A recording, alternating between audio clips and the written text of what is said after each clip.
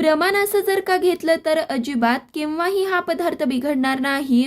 100% perfect होणार, आत्मविश्वासाने बनवू शकता असा, तेलात न फुटणारा, केल्यावर फक्त 10 मिनिट नाही तर अगदी 3 ते 4 तास कुरकुरीत राहणारा असा आपला आजचा पदार्थ आहे. आणि हो, पदार्थाला रंग आणि कुरकुरीतपणा येण्यासाठी कोणता पदार्थ घालायचा तेही ह्या व्हिडिओमध्ये सांगितलं आहे. तर जास्त वेळ न वाया घालविता लगेच आपण रेसिपीला सुरुवात करू. तर त्यासाठी घरातली कोणतीही एक वाटी आपल्याला आधी सेट करायची आहे आणि त्याच वाटीने कोणतंही बाकीच्या साहित्याचं प्रमाण घ्यायचं आहे. त्याचबरोबर वजनी प्रमाणही इथं तुम्हाला सांगितलंय. तर सगळ्यात आधी साबुदाणा कसा भिजवायचा ते पाहू. तर त्यासाठी इथं मी 1 वाटी साबुदाणा घेतला. वजनी म्हणाल तर हा 200 ग्राम आहे. तर हा साबुदाणा आपल्याला फक्त एक वेळेसच धुवून घ्यायचा आहे. जास्तही साबुदाणा धुवून घेऊ नका. जर का तुम्ही हा साबुदाणा खूप वेळेस धुवून घेतला तर साबुदाण्यातलं स्टार्च कमी होतं आणि त्यामुळे आपल्या साबुदाणा वड्याच्या मिश्रणाला कमी असं बाइंडिंग येतं. आता हा साबुदाणा फक्त एक वेळेसच स्वच्छ हलक्या हाताने धुवून घेतला.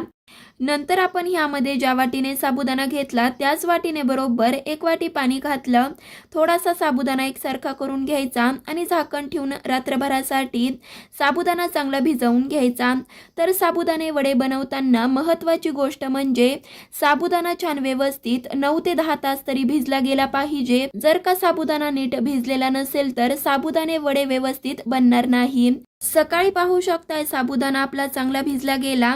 साबुदाणा व्यवस्थित कसा भिजलेला असावा तर साबुदाणा मोकळा सुटसुटीत भिजलेला असावा. त्याचबरोबर ज्यावेळेस आपण साबुदाणा हाताने स्मॅश करतो तर तो पटकन असा स्मॅश झाला पाहिजे.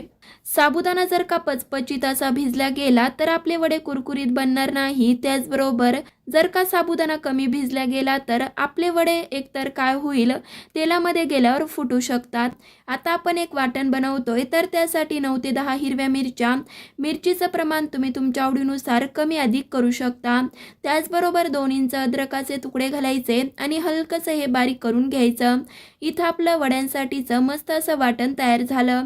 आता जो आपण भिजवून घेतलेला साबुदाणा आहे तो एखाद्या मोठ्या परातीत किंवा एखाद्या मोठ्या थाळीमध्ये काढायचा. हा साबुदाणा मोठ्या थाळीमध्ये काढल्यावर काय होतं, ज्यावेळेस आपण हे मिश्रण एकजीव करून घेतो त्यावेळेस आपल्याला व्यवस्थित एकजीव करता येतं. आता ह्यामध्ये काय केलं, साधारणतः 400 ग्राम उकडलेले बटाटे घेतले. वजनी हे 400 ग्राम आहेत. जर का तुम्हाला वाटीच्या प्रमाणाने उकडलेला बटाटा घ्यायचा असेल तर ज्या वाटीने तुम्ही कच्चा साबुदाणा घ्याल त्या वाटीने बरोबर 2 वाटी उकडलेला बटाटा घ्यायचा आहे. स्मॅश करून वापरायचा, फक्त चंक्स राहायला हवेत. बटाटा उकडताना आणखी एक महत्त्वाची गोष्ट म्हणजे बटाटा ओव्हर कुक नको किंवा कमीही उकडलेला नसावा. 80 ते 90% बटाटा उकडलेला पाहिजे. आता जो आपण उकडून घेतलेला बटाटा आहे तो हाताने हलकासा स्मॅश करून घ्यायचा. किसूनही बटाटा वापरू नका, त्याने काय होईल तर आपलं मिश्रण पचपचीत होईल आणि आपले वडे नीट व्यवस्थित बनणार नाही. आता आपण हा उकडलेला बटाटा हाताने स्मॅश करून घेतल्यावर बटाटा आणि साबुदाणा व्यवस्थित मिक्स करून घ्यायचं. म्हणजे काय होतं, वड्यांना छान असं बाइंडिंग येतं. पाहू शकता हलक्या हाताने थोडंसं व्यवस्थित मिक्स करून घेतलं. नंतर ह्यामध्ये जे आधी आपण वाटण बनवून घेतलं होतं ते घालायचं. त्याचबरोबर ह्यामध्ये चवीपुरतं उपवासाचं सैंधव मीठ घातलं. तुम्ही जर का उपवासाला जिरे आणि कोथिंबीर खात असाल तर ते सुद्धा वापरू शकता. बऱ्याच जणांची तक्रार असते की आमच्या वड्यांना रंग सुरेख येत नाही, त्याचबरोबर कुरकुरीतही होत नाही, बनवल्यावरती फक्त 10 मिनिटच कुरकुरीत राहतात.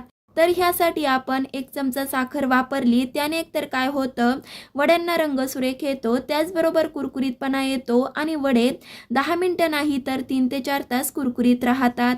साखर घातल्यावरती ज्या वाटीने आपण कच्चा साबुदाणा मोजला त्याच वाटीने बरोबर 1 वाटी भाजून घेतलेले शेंगदाणे हलकेसे जाडसर कुटून घेतले ते घालायचे. त्याचबरोबर वजनी म्हणाल तर ह्याचं प्रमाण बरोबर 200 ग्रामच आहे. आता आपण घातलेलं साहित्य आहे ते व्यवस्थित मिक्स करून घ्यायचं. मिक्स करताना महत्त्वाची गोष्ट म्हणजे साबुदाणा खूपही स्मॅश व्हायला नको किंवा साबुदाण्याचे अख्खे कणही राहायला नको. हलकासा साबुदाणा ब्रेक झाला पाहिजे. तर इथं पाहू शकता अशा पद्धतीने छान असं वड्यांचं मिश्रण आपलं तयार झालं. लगेचच वडे बनवायला घ्यायचेत.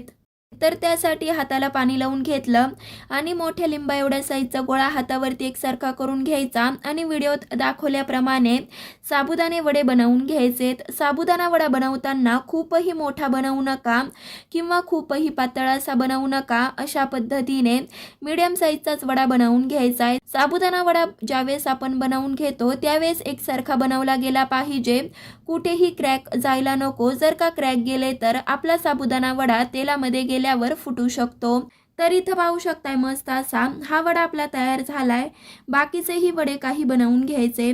तर बाकीचे वडे बनवून होत आहेत तोपर्यंत इथं मी तेलही गरम करायला ठेवलं. साबुदाणे वडे तळताना महत्त्वाची गोष्ट म्हणजे तेल खूपही गरम नसावं. जर का खूप गरम असेल तर वडे टाकल्या पटकन लाल होतील आणि आतून कच्चे राहतील आणि मध्यम गरम असेल तर वडे टाकल्या लगेचच तेलामध्ये विरघळतील. तर त्यामुळे साबुदाणे वडे तळताना तेलाचं टेम्परेचर योग्य असणं गरजेचं आहे. तर इथं पाहू शकताय मध्यम असं तेल गरम झालं, लगेचच साबुदाणे वडे सोडायचे. साबुदाणे वडे कढईमध्ये सोडताना खूपही एकदम सोडू नका. जेवढे साबुदाणे वडे कढईमध्ये बसतील तेवढेच सोडायचे. वडा तेलामध्ये सोडल्यावरती अजिबात चमचा किंवा झारा लावायचा नाही. हलकेसे साबुदाण्या वड्यावरचे बुडबुडे कमी होऊ द्यायचे. त्याचबरोबर साबुदाणे वडे तेलामध्ये सेट झाल्यावरच आपल्याला हे उलटवून घ्यायचेत. 3 ते 4 मिनिटांनंतर पाहू शकताय इथं आपले हलकेसे साबुदाणे वडे सेट झाले. त्याचबरोबर साबुदाण्या वड्यावरचे बुडबुडे कमी झाल्यावर लगेचच उलटवून मध्यम आचेवरती 4 ते 5 मिनिटांसाठी वरून कुरकुरीत होईपर्यंत लालसर रंगावरती हे आपल्याला साबुदाणे वडे तळून घ्यायचेत. 4 ते 5 मिनिटांनंतर पाहू शकताय मस्त असे कुरकुरीत इथं आपले साबुदाणे वडे तळून झालेत. तुम्हाला तर दिसत असेल तळताना एकही वडा फुटला नाहीये. त्याचबरोबर एकसारखा असा रंग आलाय. लगेचच काढून घ्यायचे. उरलेले सुद्धा अशाच पद्धतीने बनवायचे. साबुदाणे वडे तर आपले तयार आहेत, पण त्यासोबत खाण्यासाठी चटणी देखील हवीच ना. तर त्यासाठी मिक्सरच्या भांड्यात काय केलं, पाववाटी सुक्या खोबऱ्याचे तुकडे, पाववाटी भाजून साल काढून घेतलेले शेंगदाणे, त्याचबरोबर 2 मिरच्या. मिरचीचं प्रमाण तुम्ही तुमच्या आवडीनुसार कमी अधिक करू शकता. त्याचबरोबर चवीपुरती साखर आणि चवीपुरतं मीठ घालायचं. घातलेले सुके जिन्नस आधी वाटून घ्यायचे. नंतर ह्यामध्ये पाववाटी दही, दही नसेल तर अर्धा लिंबाचा रस घालू शकता. त्याचबरोबर अर्धा वाटी पाणी घालायचं आणि एकसंध अशी चटणी बनवून घ्यायची. चला तर मस्त अशी साबुदाणा वड्यासोबत खाण्यासाठी चटणी ही आपली तयार झाली. तर हे साबुदाणे वडे बनवताना इथं आपण साबुदाणा कसा भिजवायचा, बटाटा कसा कितपत उकडलेला हवा, त्याचबरोबर शेंगदाणा कूट किती घ्यायचा, बटाट्याचं प्रमाण कसं घ्यायचं, वड्यांना रंग कुरकुरीतपणा येण्यासाठी काय घालायचं, हे सगळं ह्या व्हिडिओमध्ये सांगितलं आहे. त्यामुळे अजिबातच साबुदाणा वडा तेलात फुटण्याचं काहीच कारण नाहीये. त्याचबरोबर केल्यावर फक्त 10 मिनिट नाही तर अगदी 3 ते 4 तास असेच कुरकुरीत राहतील. तर तुम्ही कशाची वाट पाहताय, मी सांगितल्या पद्धतीने एकदा तरी हे साबुदाणे वडे घरी करून पहा. तर तुम्ही ह्या साबुदाण्या वड्याचा आवाज ऐका.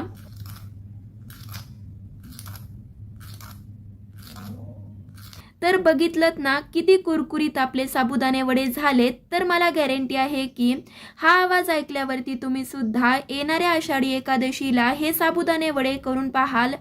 कसे वाटले ते सुद्धा मला कमेंट करून सांगा. अजूनही चॅनलला सबस्क्राईब केलं नसेल तर नक्की सबस्क्राईब करा. चला तर मग पुन्हा भेटूया तशाच एका नवीन साध्या सोप्या पारंपरिक रेसिपी बरोबर. तोपर्यंत धन्यवाद.